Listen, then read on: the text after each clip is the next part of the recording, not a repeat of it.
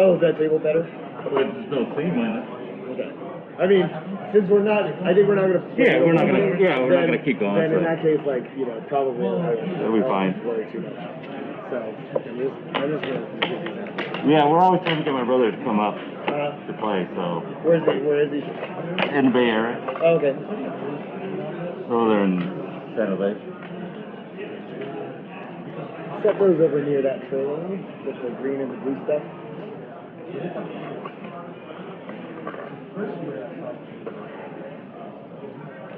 And find the thing that matches it. Oh. Investigate.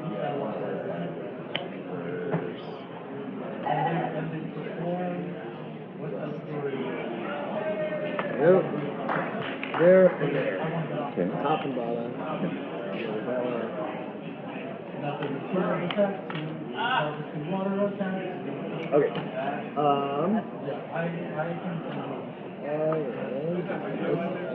Yeah, because all of the It's giant cards, but it's because they have like story bits on them. Put this here.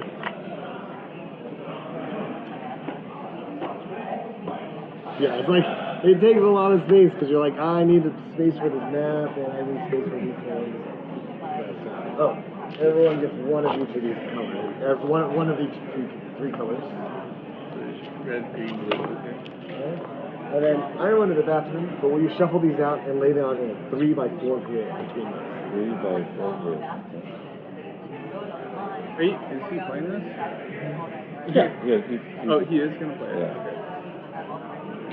And my friend Mike's gonna join in. Okay. Well, he's gonna show us how it. Yeah, how it plays. How it plays. Yeah, I don't want to play a full game. No, it's not a full game. Yeah, I can't. It's like just a demo game. It's how it kind of runs. Yep. 3x4 grid, right? Yeah. I don't think all of them get flipped over though, right? Maybe We'll find out. Yeah, I guess we'll find out. Let's say 3x4. The reason I say that is because the last time I saw it was like kind of like a fish box thing. Nope, we are using them all. Okay. Or things happen when you flip over. He didn't say though. Oh, he didn't say, huh? Yeah. Should I flip them more? Nah, it's okay.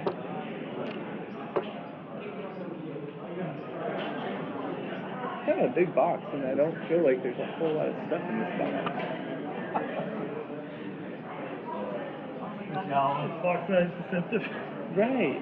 You know, it's kind of like, yeah, I don't know. Maybe Oh, because they have actually 3 planets in there. Instead of giving you just 1 planet to explore, they give you the possibility of 3 planets to explore. More stuff. So there's 3 of them, yeah.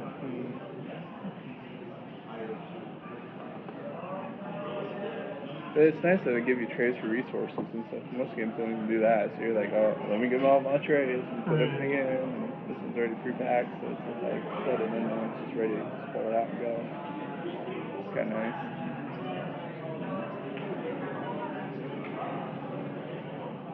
Yeah, I might just do that. Demo game. Last year I stayed until like 9. With how many people were around?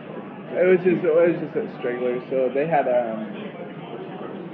some Matrix from Zero here. A couple years ago. And they stayed late? And they stayed late. They were demoing games and they were just hanging out. And then it was like 9 o'clock, and they invited me out to dinner to montage. We're not gonna play a full game. All right, they're actually also face out. I forgot to mention. That's all good. But you don't know what they do. So Yeah, we don't know what they do. So. We were like just 3x3 good. Like, okay. No, I did not. No, that one. Face up. That right? one, right. So basically, you know, this one and that one. And I do like the fact that I'm in the spacesuit. Yeah, we'll try. so I'm not gonna get all of these out, but basically, you have these little tokens that are here. That tray just displays all of these tokens. Right? This. Soothing robotic voice. Yeah. Soothing robotic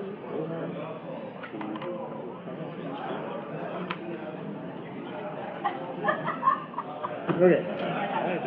So, yes, exactly. This is Luna. This is our little robotic assistant. We send Luna out to go like scan for data and materials. So these are called your focus cubes. You don't actually roll them generally, and they are used for basically how much you have of each like awareness and energy and wonder. So you start with 2 of each, and what happens is each turn, when it's your turn, you are going to be facing this on these actions. And there's also actions printed, like there's a couple over there printed on that board. There's actions printed in various locations where if you use that action and it has a down arrow, well then you hit down. If you use that action and it has an up arrow, you hit up. Right? Your maximum is 3. Your lowest is 0, which is the time.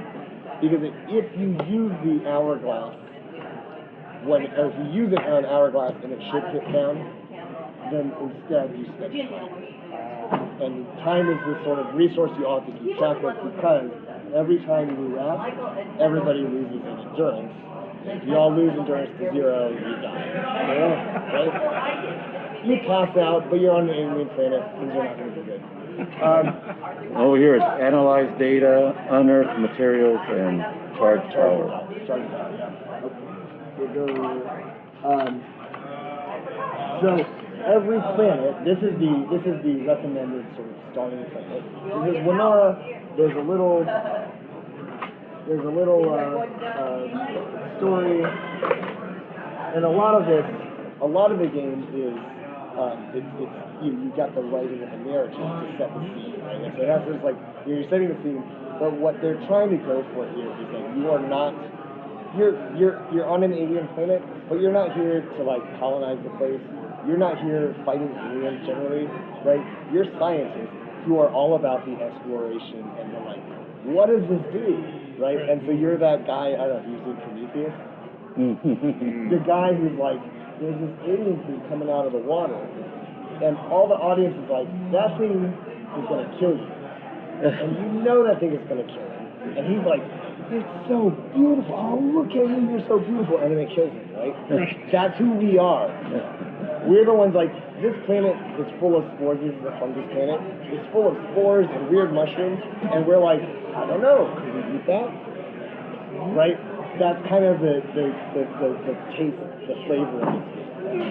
So, I'm not going to read all of this right now. No, that's fine. But basically, they give you an introduction, and each planet has sort of specific rules that apply to this particular planet. Each planet also has 3 survival tasks. So it's kind of 3 scenarios you can play. Okay. And they get progressively harder, or they change up and stuff. All of these cards that we currently have out are planet specific. So when you play a different planet box, this one, you'll get a different set of cards. Map, everything, right? And so this was early onset hangriness. We need food. We've crash landed on this planet. We got food. We scanned this planet, and like there's a lot of fungus. Probably we can make food out of that. Let's go check it out, right? So. And we have to eat something. I mean, yeah, you gotta eat something, right? Right. So then this one, these cards tell you how to set up the map. And it gives you our first task, which is, we gotta build our 3 buildings. We gotta, the research hut, the laboratory, and the workshop. Right? There are kind of 3 technology tracks that we need to pay attention to. The blue one is robotics, and robotics tied to the blue data is blue, and so generally robotics has to do with using the blue data to do stuff. Green is chemistry, and green is materials, and you can collect materials, and using green allows you to use those materials. And orange is engineering, and it's tied to power, which is orange. And this is like, okay, all the orange stuff is tied to using power. And you'll also notice they are tied to these 3 dice, which has some effects as well. So it is a cooperative game. In this case, you don't know what else is going to happen, but you do know, I got to go through, I got to get through all of these tasks. And eventually, after I finish this task, get everyone back to the scarab, and then you win. Okay? You lose if you all hit this endurance, and you can't finish the test. So your turns are, you always get one free movement, orthogonal only, and you get to spend your 3 cubes on different actions, but one of them always has to be rest. You don't have to rest at the end of your turn, you can rest in the middle of your turn, but you always have to take a rest action, and then you basically have 2 actions and a rest. There are some free actions, but we'll get to that. The rest, you'll notice, has an hourglass, which means every time someone takes a turn, we check this out. So that's your game time. Because if you hit this enough times, boom, you're done. Insight is represented by the little diamonds, and on the card you'll see there's a purple diamond. So that's insight. Every time you gain insight, that's this thing. And you'll notice these, we get to choose when you start, like, oh, you're working on engineering knowledge. You're working on chemistry. You're working on chemistry. Oh, I'll work on robotics. Okay? Every time you gain insight, this goes up. And if you wrap around, it's like, oh, I just got some comprehension. I learned something about robotics. And I had a robotics breakthrough. So you get his card, and his card's like, oh, look, I've got deploy mini tractor beam. So it cost me a blue data, so I have to have data. But when I use the data, Luna pulls an explorer from an adjacent node onto her node. So you can yank people around and move them using Luna. And once I've had this breakthrough, this can be used during anyone's turn. It's like, oh, you're stuck somewhere? Hey, don't forget, once per turn, I can get Luna to get some help. Right? So there's different breakthroughs. And they are tied to each planet, but basically Luna has 4 potential uses that you can spend data on. Right? There's 4 potential breakthroughs that you figured out something to do with all this fungus that's growing everywhere. But it's all by chance, so you can't work on a particular. We're going to work on that Right, piece. yeah. And so some of the game is like the discovery of it, of like, what did you find this time, right? And, I guess, if you've played with Nora a lot of times, you'll know what for they are, but they're all useful in things to do, right? So, movement is, they're like, oh, you move into this space? Alright, and you always have to, like, orient it the same way. When you move, and then you cross over these symbols like this, well, if you cross over an hourglass, guess what? But I also have a crossover purple, so hey, I got some insight. Right? Sometimes these match up really poorly. It's like, oh, I crossed over this, I just spent 3 times getting through this direction.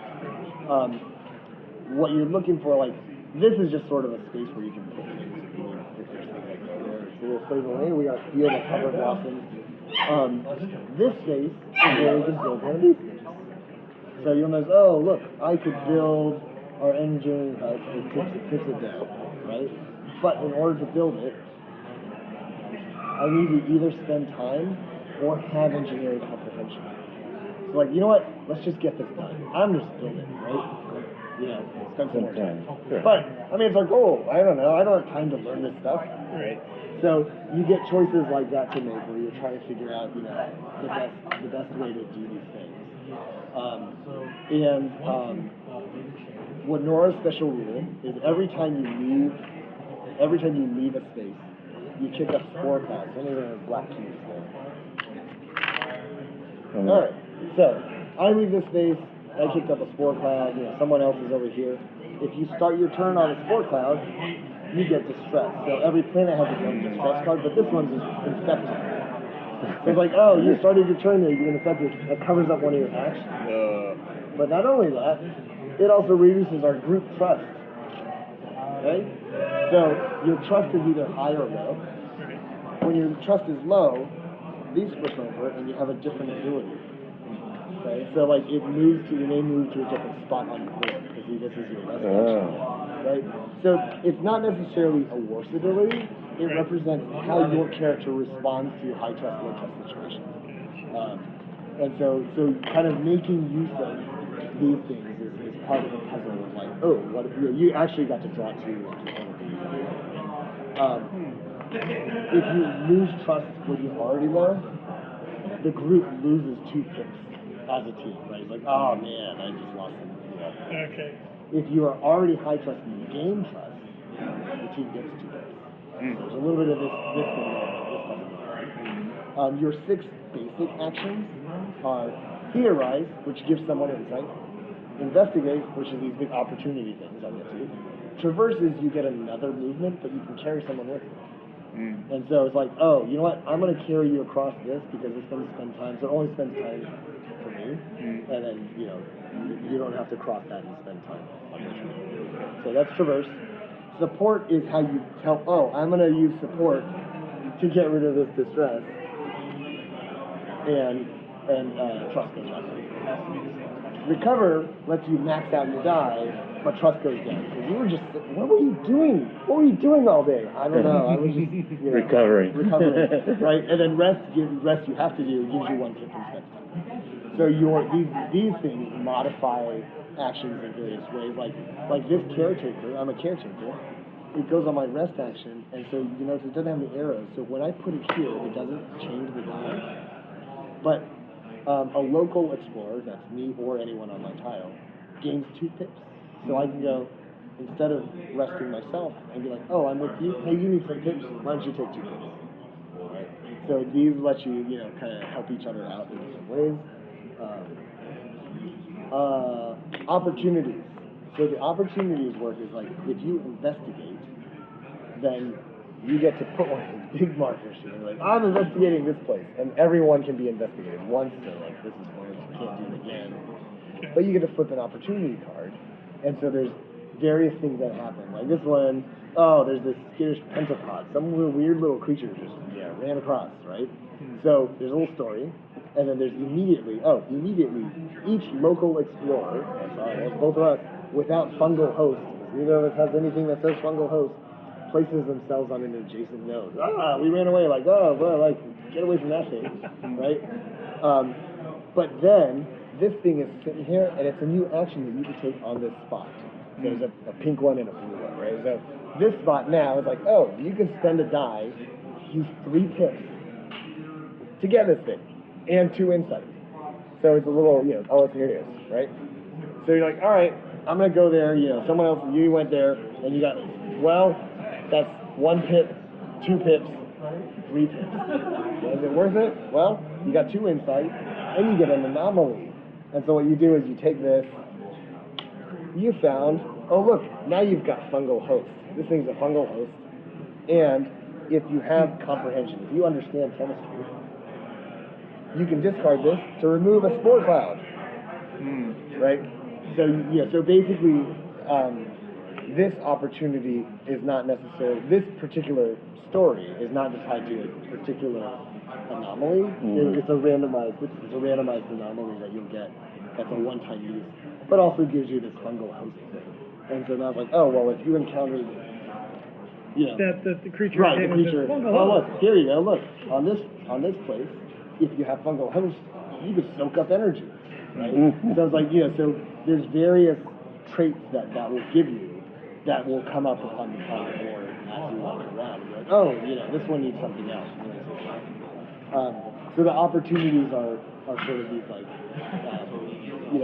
weird stories that let you collect these tokens that give you anomalies. What else is in there? Oh, the sides are just basically for the what it represents. That's your own style. So you never use that side. You only use the one hourglass. The hourglass is after you used up the one? If you use the one, it goes to time. And if you use up time, it just uses up time. Oh, I see.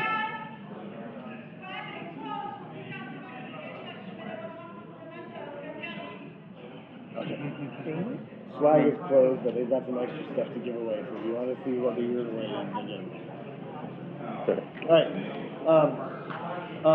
There are 3. Every turn you also get to move Luna around, so you can use Luna to go explore, and she doesn't trigger she doesn't use extra time. She doesn't kick up spores, right? So she's a little hovering around, and you can use her once per turn. You can move her once, and you can scan for stuff. So those these two dyes, the blue and green dyes, you can choose to scan for either data or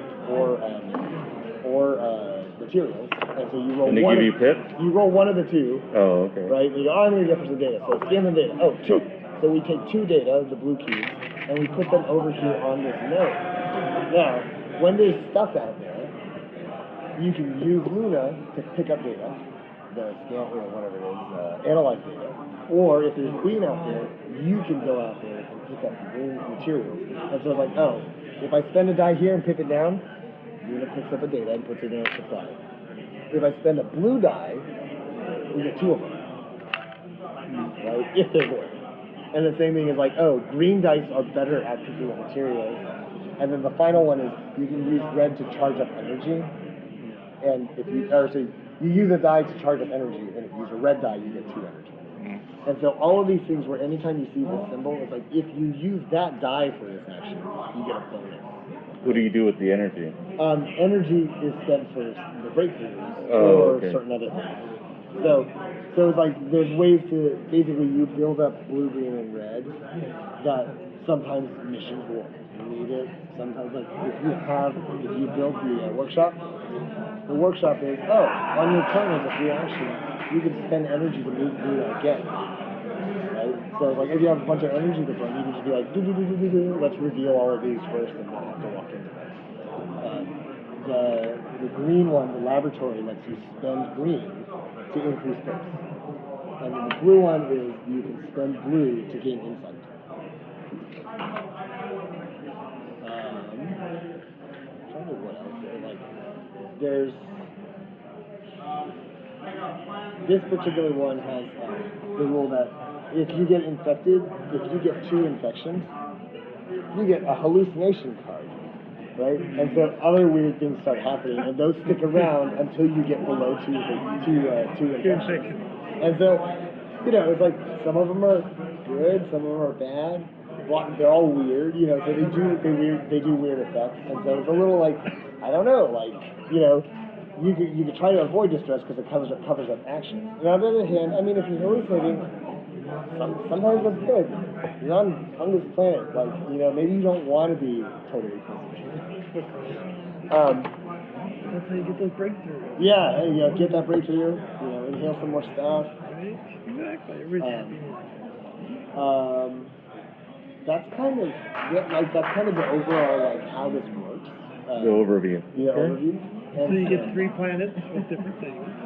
Yeah, so this planet has 3 tasks that is, so it's all the fungus planet with 3 different tasks, stories you go through. And then this is another planet, it's a like electrical storm planet that has 3 tasks that you go through. Right? So the way they're setting this up is to sell the planets separately, is my guess, right? Yeah, so if you buy the base game, it comes with these 2. Oh, just 2. Okay. So basically this box can hold the base, I forget what it's called, the base game in 2 planet boxes, so you can swap out which planet boxes you take with you, right? Okay. And then they had, in their first Kickstarter, they had, I think 6 planets, and in the one they just wrapped up, they added... did it finish? Right, Okay. so they wrapped up another Kickstarter recently. I'm going to be able to go back and do a late back. Yeah, they always do a late play. So they've got additional planets, right? And so basically they get increasingly harder, like, so this one's a number 1 challenge level. Up to 4. This is a number 2 challenge level. So we go up to 4. Yep. But in general, it's more positive feeling forward exploration, like you said, versus Prometheus or Aliens, where it's right. like, or don't you ever watch your own show? They're cute. They're gonna kill you. So there are like sort of dangerous things happening. Sure, but it's environmental. Right, there's environmental stuff. I mean, I haven't played all of them, right? Yeah, but I know like this one's the electrical storm one I played just once, and it's like, they have a little board that like tracks is the electrical storm elevated or grounded right now, and are you elevated? So there's various effects that shoot you up or shoot you down, and it's like, if you're up in the air. At the start of your turn, if you're at the same place as the storm, that's when you get distress. But in that case, there's not distress and hallucination. It's like, that triggers this storm surge card, and those cycle through and do weird effects as well. But in that one, there's various locations like, oh, if you're elevated, you can do this. If you're grounded, you can do this. And so, you're constantly trying to, figure out how Should we to go up and... go up and down. Yeah, and this card right here is always Luna's effect on this planet.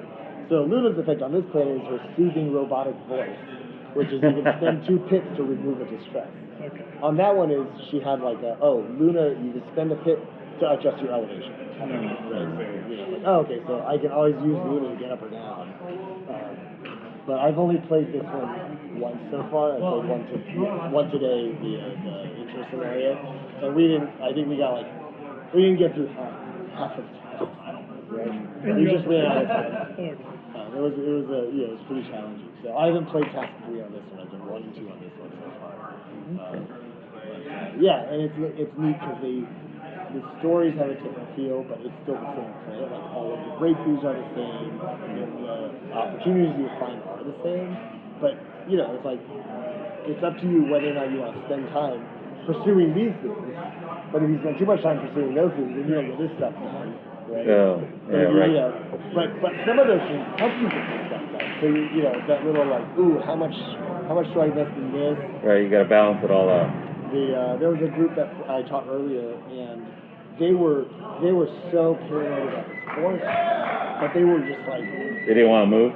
well, no, they did a lot of traverse, which is carry people. Like, all right, if you carry me here and then I move, then you can come over here and carry this person out of here, and then I think it wasn't until they almost overthought the third task though that they finally anyone got any distress. I was like, you're gonna kill spore clown. The whole planet is a spore clown. Like you're gonna breathe them in. Don't worry about it. They're like, no, not doing it. So they managed to avoid it until almost the end before anyone got a hallucination, which is like, all right, well, I'm impressed. I mean, wow.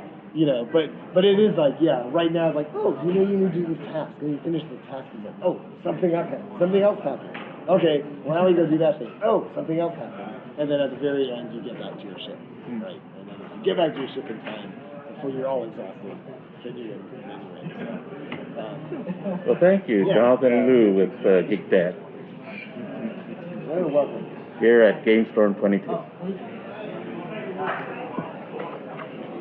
Do you feel like it has...